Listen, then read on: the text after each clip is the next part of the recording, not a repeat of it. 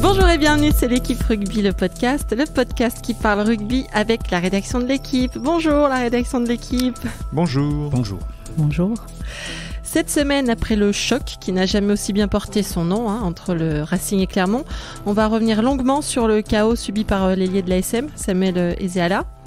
On va tenter de dépasser l'émotion qui s'est emparée du milieu du rugby pour décrypter tout ça, décrypter l'action, ce qui s'est passé autour et cette émotion aussi dont on a parlé.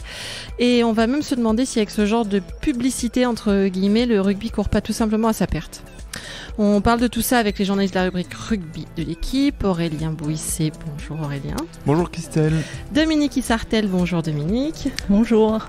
Et Jean-Christophe Collin, bonjour Jean-Christophe. Bonjour. Voilà, vous savez tout, alors c'est parti. Flexion, lié, jeu. Avant tout, pour ce premier épisode de 2018, je présente mes meilleurs vœux à tout le monde.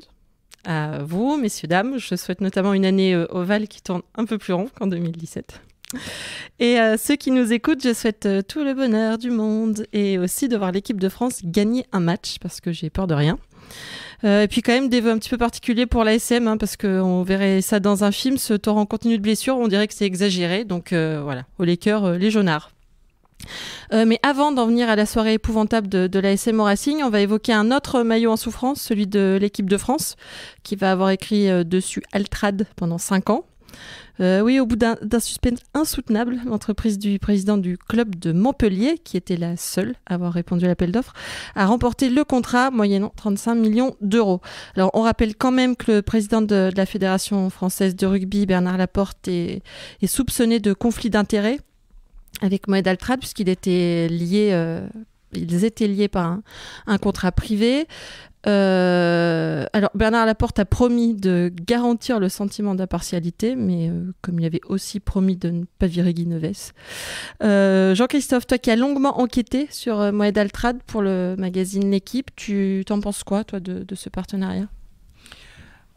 Là, c'est surtout la forme après que la société Altrad candidate pour sponsoriser l'équipe de France, pourquoi pas, enfin, c'est dans leur droit. Après, c'est la manière dont ça s'est passé. Alors, donc, ça a été un long feuilleton. Donc là, on a appris qu'effectivement, c'était, comme tu dis, à la suite de cet épouvantable suspense, la société Altrad qui a été désignée.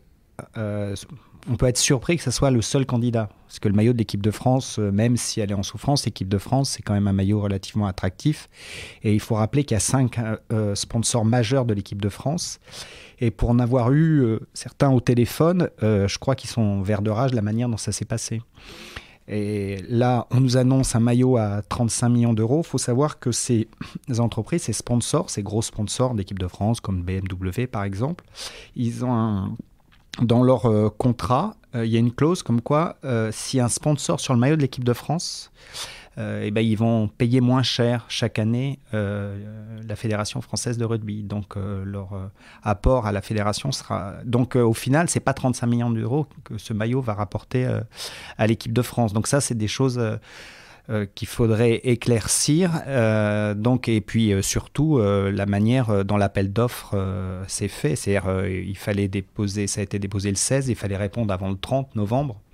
Donc on comprend que pour des sociétés de cette importance, mettre autant d'argent, on ne peut pas faire ça en 15 jours. Donc c'est franchement n'importe quoi. Et bon, en plus, je crois savoir qu'effectivement, s'il était aussi le seul candidat, Altrad était le seul candidat, c'est qu'il y avait tout le problème d'image autour de l'équipe de France, le sort de Bernard Laporte. Donc il y avait tout un tas de choses qui intervenaient. Et de toute façon... cette décision, elle est entachée au départ d'un péché originel et il y aura toujours le soupçon. Donc, le comité d'éthique a dit qu'il fallait placer des garde-fous.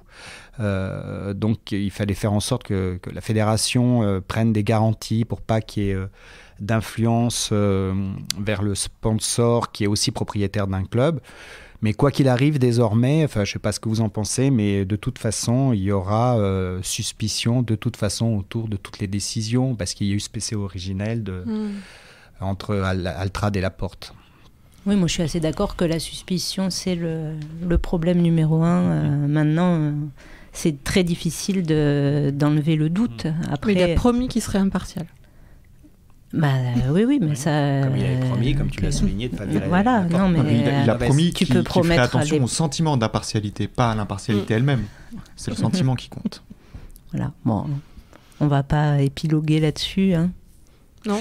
Mais peut-être que le regret, au moins, du monde du top 14, maintenant, c'est de ne pas avoir bien réagi et d'avoir pas bien pris la mesure il y a 1 an, quand il est devenu sponsor éphémère du maillot de l'équipe de France, soi-disant pour soutenir la candidature de la France à l'organisation de la Coupe du Monde 2023. Voilà, il n'y a pas eu... C'était encéphalogramme plat, personne n'a rien dit à l'époque, alors que déjà, la situation était assez louche. Et ça donne le sentiment que le processus était enclenché et que la Fédé a plus voulu faire machine arrière. Et les clubs de top 14, les présidents... a posteriori se sont dit mais peut-être qu'on aurait dû réagir plus franchement dès ce moment-là pour pas laisser ces relations s'instaurer entre Monsieur Altrad et Monsieur Laporte. Donc il y a eu cette erreur quand même, je pense, des clubs pro du top 14 à ce moment-là. Et puis aussi il faut penser aux sponsors, aux grands sponsors de la Fédération française de rugby, qui sont un peu tombés de l'arbre quand ils ont appris qu'effectivement Altrad allait être maillot de l'équipe de France, en plus pour une somme un peu dérisoire au départ, 1,5 million pour 6 matchs, alors qu'eux, on leur avait proposé 1,5 million pour un seul match.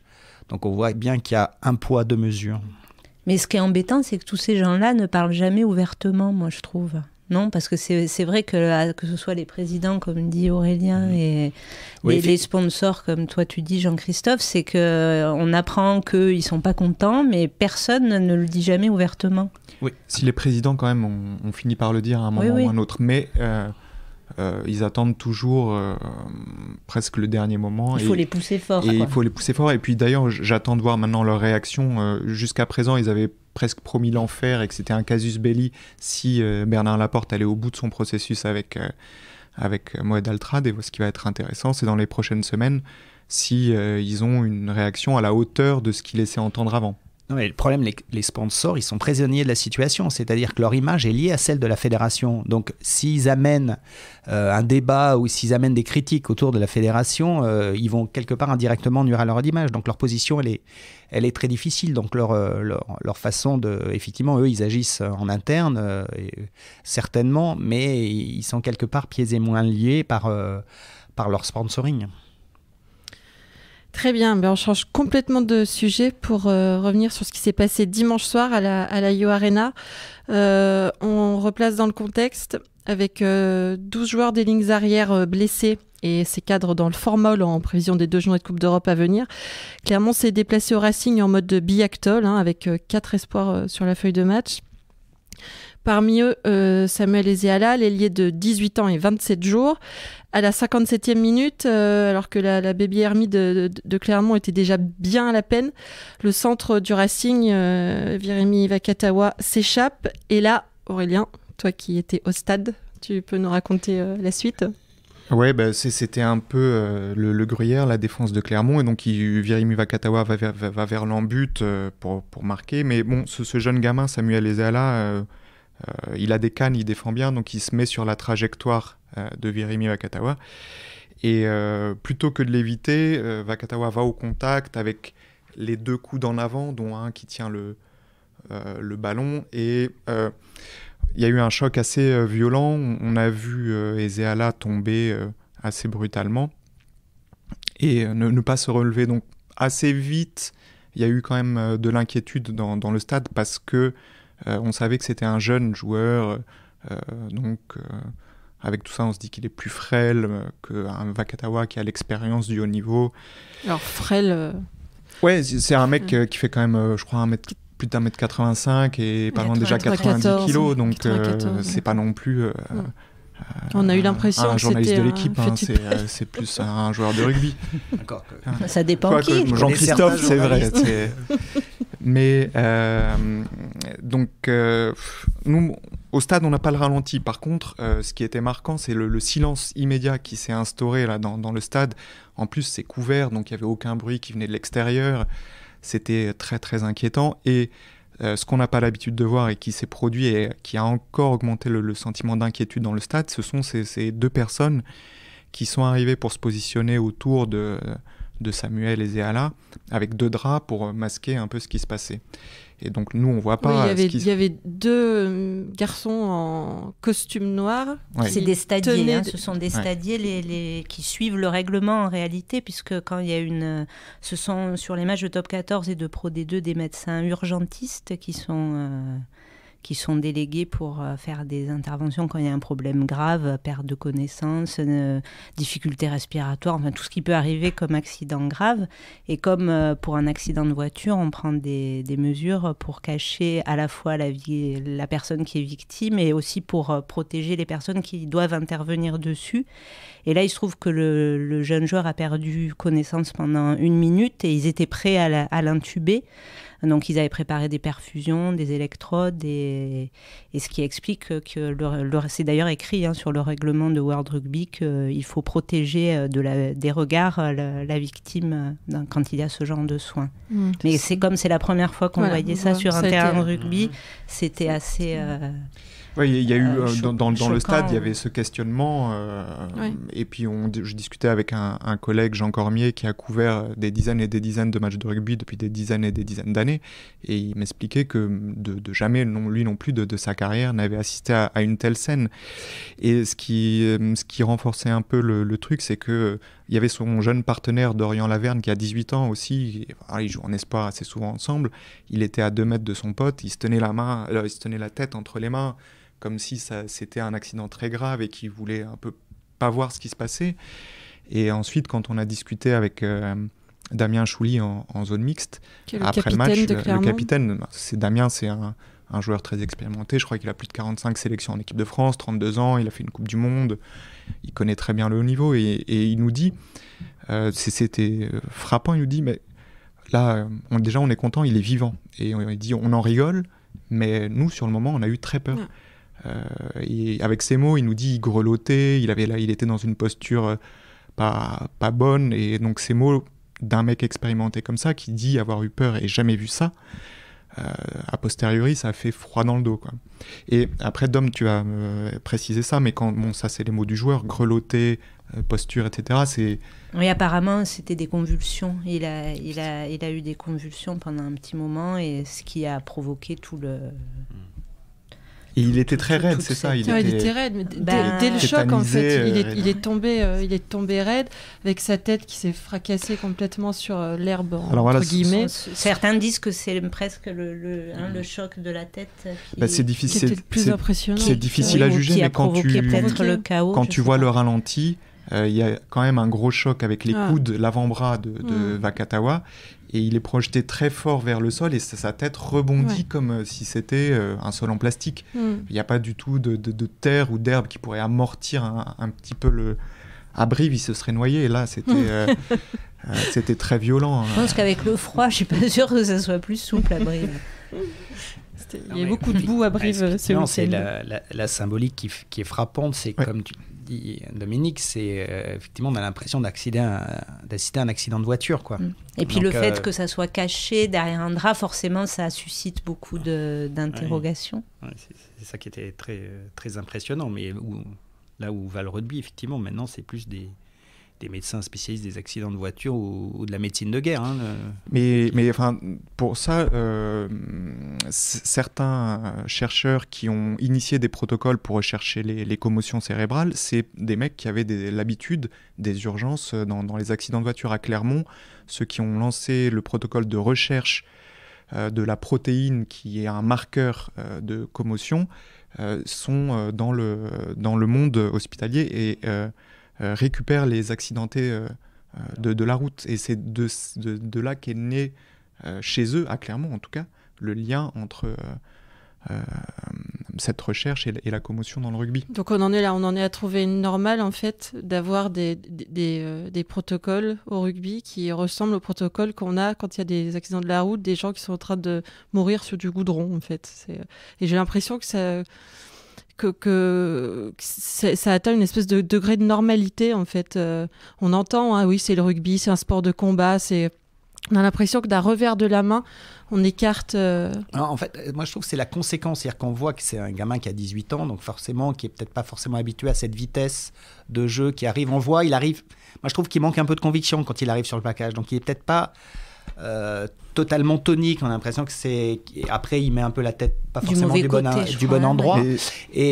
Mais pourquoi il est là ? Il est là parce qu'il y a une suite de blessures à Clermont qui l'amène à jouer ce match qu'il n'aurait jamais dû jouer en fait. Il l'aurait certainement joué dans 1 an, dans 2 ans, etc. Il aurait été... Oui, ou peut-être dans 6 mois, mais c'est sûr que ça a été précipité. Surtout, c'est l'avalanche de blessures qui induit ça, et c'est surtout cette avalanche de blessures qui questionne. C'est-à-dire qu'on a maintenant l'impression que les blessures sont complètement intégrées. C'est-à-dire que je prends l'exemple de l'équipe de France de ski, où quand on rentre en équipe de France de ski, on sait qu'on n'aura plus de croisés à la fin de sa carrière. Là, en rugby, on a l'impression qu'on va avoir... plus de cerveau et que c'est normal. On va avoir 10 commotions, on va avoir 17 entorses. C'est ça, je trouve, qui pose question au-delà de cet incident dramatique, mais qui est pas... Effectivement, qui a un fait de jeu au mauvais endroit, au mauvais moment, après ce protocole que tu décris. Mais moi, ce que je trouve inquiétant, c'est cette avalanche de blessures où là...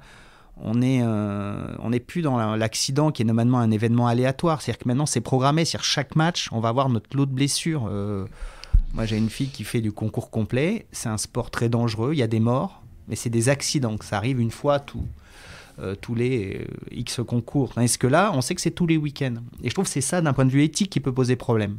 C'est vrai que la question qu'on peut se poser, c'est comment on en est arrivé là en fait, et pourquoi on en est là à ce qu'un jeune de 18 ans qui est peut-être pas tout à fait assez mature rugbystiquement pour jouer ce match-là se retrouve là. C'est une succession d'événements, de blessures, et peut-être l'élément le plus important, c'est le nombre de matchs qui provoquent aussi ces blessures à répétition.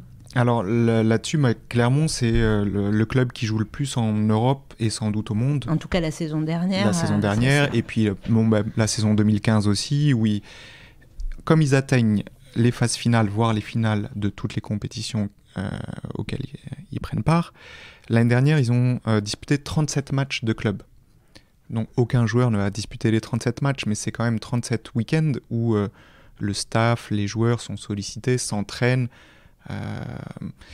Et il n'y a pas un autre championnat où les saisons sont aussi longues. Donc Franck Azema, la semaine dernière, pas ce week-end après la blessure de Ezeala, mais la semaine d'avant où il avait aussi eu 2 ou 3 blessés encore contre Castres, il nous disait si je pouvais changer la formule du top 14, ça ferait longtemps que je l'aurais fait. Et c'est un de ses entraîneurs qui pense qu'il y a trop de matchs. Un de ses entraîneurs, un de ses médecins, beaucoup de médecins pensent qu'il y a trop de matchs. Oui, mais je parle de Franck Azema qui est l'entraîneur, qui vient de gagner le Brennus. De toute façon, je pense que dans le monde, dans le temps et dans l'espace, ce qui se passe dans le top 14, c'est complètement unique. C'est un sport de contact où il y a autant de matchs, c'est-à-dire autant de compétitions, ça n'existe pas. Le football américain, les saisons sont extrêmement courtes.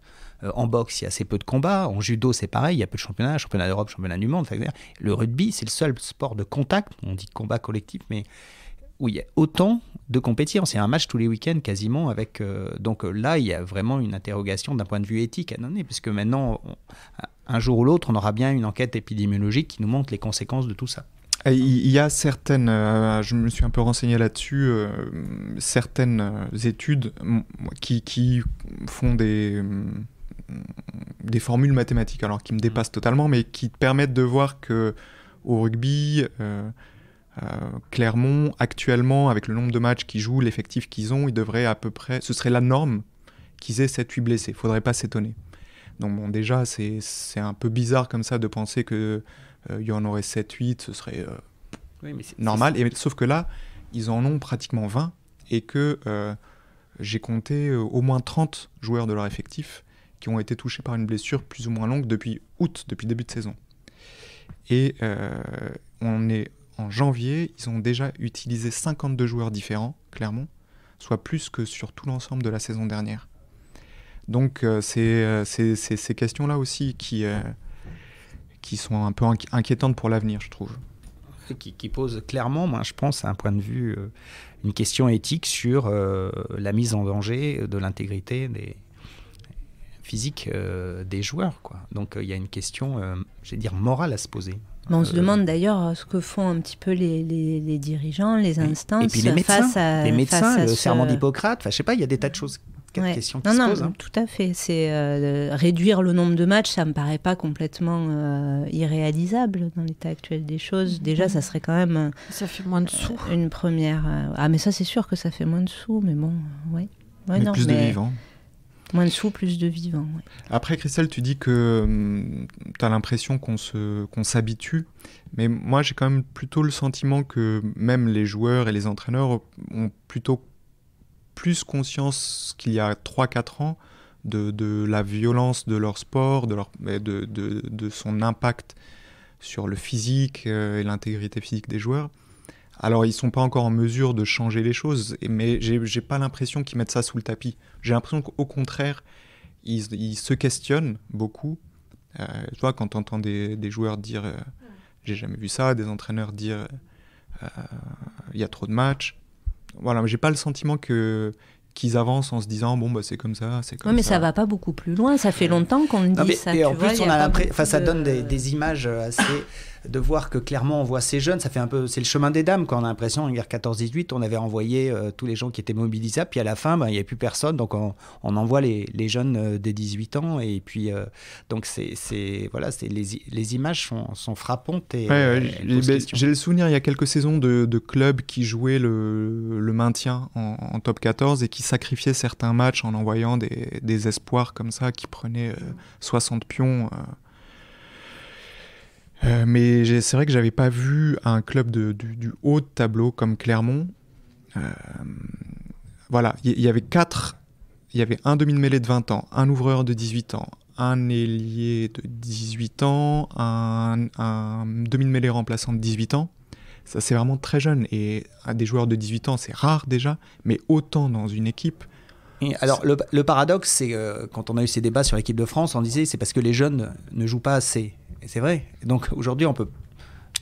Est-ce qu'ils peuvent jouer ? Mais le championnat, enfin le rugby et notamment le top 14 ayant tellement évolué, c'est-à-dire les gabarits physiques, c'est-à-dire on a augmenté la masse, on a augmenté la vitesse. Maintenant, les impacts, la quantité de mouvement est énorme dans les impacts. Et effectivement, on se demande si ces joueurs à 18-19 ans, autant il y a 10-15 ans, il n'y avait pas de problème. Au contraire, c'était bien de lancer des jeunes. Aujourd'hui, on a l'impression qu'il faut vraiment le faire avec parcimonie, uniquement quand le joueur est prêt. Et il y a des postes où on est plus exposé autre que, par exemple, demi de mêlée, on a l'impression que c'est plus facile d'amener un gamin de 19-20 ans parce qu'il est plus sur le mouvement, il est moins exposé au choc que certains postes où alors là les chocs sont frontaux. Et oui, il y a moins de première ligne, notamment de très jeunes, ou ouvreur, on sait que c'est un poste aussi très, très exposé. Le petit Samuel Ezeala, et c'est un ailier, donc c'est pas non plus les postes où tu t'attends à ce qu'il y ait le plus de dégâts normalement. Mais ouais, Clermont, c'est dans leur ADN ces dernières années de lancer des jeunes, sauf que jamais ils le font sous la contrainte. C'est la première fois. Normalement, ils le préparent bien. En amont. Et Azema fait attention à ce que quand il utilise un jeune, ils ne le mettent pas dans un contexte trop difficile comme hier, pour qu'il puisse profiter de son match, apprendre, et surtout, même s'il est bon, il ne va pas le remettre tout de suite, il va le remettre en formation un petit peu. Voilà. Normalement, Clermont réfléchit à tout ça. Là, ils subissent la situation. Et ça amène des choses comme ça. Moi, je pense que c'est vrai, c'est réfléchi d'habitude, et donc c'est tout à fait possible de faire jouer des jeunes. Il y a plein d'exemples de jeunes, ça se passe très bien. Kamicha, il était prêt, mais parce que voilà, il s'est préparé. J'avais fait un article il n'y a pas très longtemps sur les jeunes comme ça, où Laurent Labitte me disait que par exemple Gomez Sa ou Georges-Henri Colomb, Racing, qui sont des premières lignes, ils râlaient de ne pas jouer plus souvent, de ne pas enchaîner les matchs, mais lui il disait non, faut les, parce que Georges-Henri Colomb, après son premier match de top 14, mais il avait mal partout, et il a fallu fallait vraiment qu'il se repose. Voilà, il y a là on sent vraiment que c'était il n'y avait pas d'autre solution, et c'est bien ça le problème. Il y a un autre truc aussi que j'ai l'impression, je me dis que tout le monde glorifie un peu là toutes ces charges de mules. On voit dans les stades, dès qu'il y a un gros tampon, ça fait ouh. Les commentateurs télé qui disent oh là, ça tape fort. sur les réseaux sociaux, on partage les highlights, des vidéos des plus gros tampons. Même nous, en presse écrite, on voit beaucoup de papiers où on s'extasie dans la puissance, la fameuse puissance des joueurs, là. C'est, je sais pas si c'est de la vraiment, on veut plus que ça, on veut plus que de la puissance, faut mettre des yaks en fait, on balance des yaks, on met des maillots à des yaks. Parce que je disais, Jean-Christophe, la dernière fois où tu as vu un 4 Deb, toi c'était quand Oui, c'était à la Cipale, c'était pour voir le PUC. Non, mais là aussi, on voit quand même, à chaque fois, nos souvenirs où on voit plus de matchs, on voit plus de rugby quand même. Plus de jeux sur un match La Rochelle-Toulouse qu'un France-Afrique du Sud des années 60. Hein. Donc, c'est évident. Mais là, les chocs sont quand même... Mais les chocs sont évidents. Alors, ce qui se passe, c'est que tu as plus de vitesse, plus de puissance, et surtout, les joueurs se relèvent plus vite d'un plaquage ou d'un rock. Donc, il y a tout de suite moins d'intervalles. Ce qui se passait il y a 10, 15, 20 ans, c'est-à-dire que les joueurs se relevaient moins vite, donc il y avait plus d'espace, plus d'intervalles, et donc forcément, on rentrait plus facilement dans les défenses. Aujourd'hui, un joueur est plaqué, il se relève aussitôt, donc il n'y a plus d'espace. Et c'est pour ça qu'on a ce sentiment, notamment dans le top 14, et je pense aussi les rucks ne sont pas arbitrés de la même façon, donc on passe plus de temps dans le ruck, donc tout de suite, on a plus le temps de se replacer, il y a moins d'espace, et ce qui provoque ce jeu à une passe, ce jeu de rentre-dedans, où effectivement, il n'y a plus d'intervalles. Donc, il faut trouver la manière de redonner des intervalles au rugby. Oui, parce que ça devrait presque être possible philosophiquement de changer la façon de jouer. Ça aussi, on peut se demander qu'est-ce que font les entraîneurs. Non, mais on voit qu'il y a des clubs qui arrivent. La Rochelle trouve des intervalles. Et puis, les autres nations, quand elles jouent au rugby, en Irlande, les All Blacks, pour ne pas les citer, effectivement, jouent d'une autre manière. Mais, ils sont plus, sur la vitesse d'exécution, et c'est ce qui fait un petit peu la différence avec le top 14. Sinon, je sais pas, on a dit que Samuel Ezeala rentrait chez lui mardi et que ça allait mieux. Il rentre chez lui demain, oui, en ambulance. Faut quand même donner et j'aimerais dire un petit mot sur lui. C'est un gamin qui a l'air assez épatant. On en entend parler à Clermont depuis plusieurs mois maintenant. Et c'est un gamin d'origine africaine qui a été adopté en Espagne et qui a commencé le rugby à Barcelone, où son père adoptif était éducateur. Donc je crois qu'il a commencé assez jeune. Et c'est lui qui, un jour, a envoyé un DVD, un montage DVD de ses meilleures actions au centre de formation de Clermont. Il avait envoyé aussi à Perpignan, mais c'est Clermont qui a été le plus prompt à réagir, qui l'a invité à venir voir la ville, qui a été convaincu en fait parce qu'il a vu. Et voilà, ce gamin à 15 piges, il a changé de pays, il est venu s'installer là. Un mec du club de Clermont a été son tuteur, il s'est intégré très vite, il parle un super bon français. Et c'est le genre de parcours que tu as envie de raconter aujourd'hui dans le rugby français. Tu as envie d'histoires de mecs comme ça, et de voir que lui est frappé par ce mal du rugby français actuel, ça fait un peu de peine quand même. Mais il va se passer quoi là pour lui ? Il va avoir 1 mois, 2 mois d'arrêt, puis il va revenir, il va reprendre un autre coup. Il a 18 piges, il a le cerveau qui a pris un coup de ouf, et il va recommencer à jouer comme ça ou... Normalement, s'il est bien suivi, il ne reprendra pas tant que son cerveau n'a pas récupéré. C'est le côté spectaculaire ne fait pas non plus la gravité de la blessure. Il est quand même resté inconscient. Oui, il est sorti perfusé. Non, il n'est pas sorti perfusé. Il n'a pas eu de perfusion. Ils avaient préparé de quoi poser la perfusion, mais finalement, elle n'a pas été posée. Ok. Donc il n'a pas été perfusé, il n'a pas été intubé. Non, pas du tout. En fait, il se préparait, comme il était inconscient, il se préparait à le faire. Mais le fait qu'il ait repris connaissance sur le terrain a fait que ça ne s'est pas fait. Ils ont pu ensuite le sortir, puis après il allait plutôt bien en fait. Donc, mais pour revenir à ta remarque, normalement oui, il va rejouer, mais alors le temps, déjà c'est un jeune joueur, donc j'espère qu'ils appliqueront, même si ce n'est pas dans les règlements malheureusement de la Fédération française de rugby. Beaucoup d'études disent qu'il y a un risque pour les jeunes joueurs en dessous de 20 ans de second impact. Qui chez les jeunes de 20 ans, en cas de second impact, la statistique est dramatique. Il y a 50% de décès dans les quelques cas. Il n'y a pas des milliards de cas, donc il ne faut pas dire « Ah là là, il a une chance sur 2 de mourir ». Ce n'est pas du tout ce que je dis. Mais les cas de mort, de commotion, il y en a en rugby, c'est des jeunes joueurs. Il y a le cas d'un jeune écolier irlandais, Ben Robinson, à 14 ans, d'une jeune Canadienne à 15 ans, qui sont morts de ça, de second impact. Donc ils avaient tous deux moins de 20 ans. Normalement, c'est en dessous de 20 ans que ce risque est très élevé, mais je ne sais pas pour quelle obscure raison la Fédé française ou la Ligue a rabaissé cet âge à 18 ans, parce que je crois malheureusement qu'il y a pas mal de joueurs qui ont moins de 20 ans en top 14 et que c'était un petit peu embêtant de laisser l'âge à 20 ans. N'empêche que pour un joueur normalement de moins de 18 ans, c'est 3 semaines d'arrêt minimum. Donc peu importe le... Mais là, je ne doute pas qu'il les aura. Hein. Il a perdu connaissance.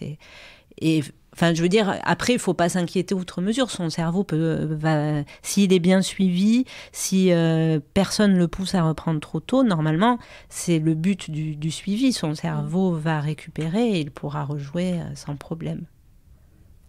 Ok. On lui souhaite. Hein. Bah oui. Très bien.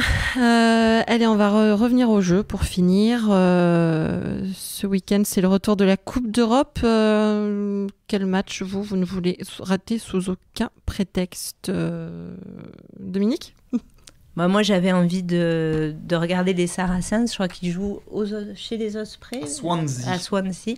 Voilà, c'est juste parce que c'est le retour de Billy Vunipola qui a passé toute une année 2017 le genou dans la boîte à gants, à 2 reprises, plus l'épaule. Donc voilà, c'est le retour de Billy Vunipola et on va voir si ça y est, il va tenir. Il y a aussi Maro Itoje qui revient. Donc les Saracens sont pratiquement au complet. Et ils n'étaient pas au top cette saison, donc on va voir si en Coupe d'Europe ils se refont. Voilà. Ils peuvent défendre leur titre, leurs 2 titres. Leur double titre.